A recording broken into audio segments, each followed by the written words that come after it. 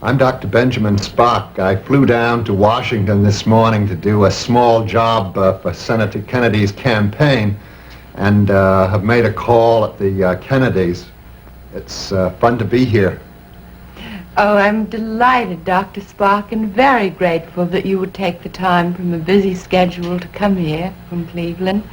I wondered perhaps you'd tell me some of the issues that you think are the most important in this campaign. The one that has me most steamed up is federal aid to education, because I think in the present state of our country, both in terms of its ability to pay for things and its need for educated people, that this is one of the jobs that we ought to get started on.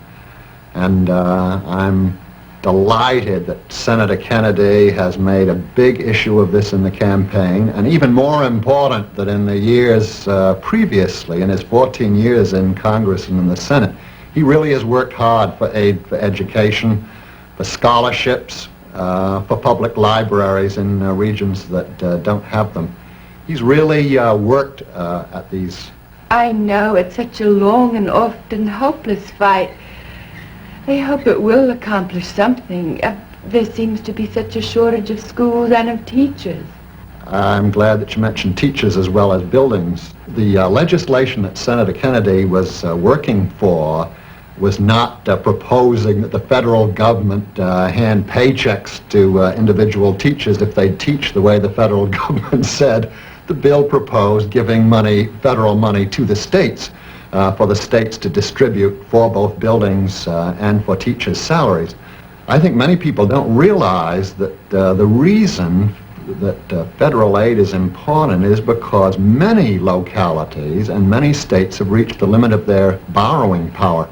And if the bill were passed, do you think it could help very quickly there? I think that it's terribly important to get started, because obviously you're not going to create teachers in a rush. You've got to first have salaries that invite them, salaries that keep them from slipping out of teaching into other jobs. And then what do you think about medical care for the aged? This, of course, involves an age group that's at the very opposite end of my own competence, but I do know enough to know that a majority of retired people really need help in taking care of their medical bills.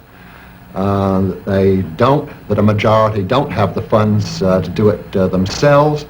I think that the bill that was passed that requires people, in effect, to take a pauper's oath is entirely unnecessary and undignified and humiliating. It seems to me that the Social Security system is, of course, the appropriate way to take care of this. You let people buy their own insurance and then benefit from it at the time that they need it.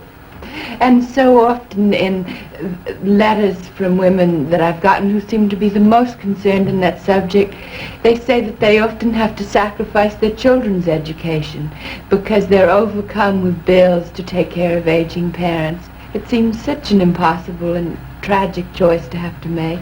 Yeah, I think it's unfair for young people to have to contribute a disproportionate amount for the support of retired parents of theirs, and I think it's also very unfortunate for retired people to feel that they have to depend on their own children. Oh, well, I've learned so much listening to you today. I can't tell you how I've enjoyed it. It's been fun to come down here, Mrs. Kennedy. Thank you for inviting me. Thank you so much. Help elect John F. Kennedy for president.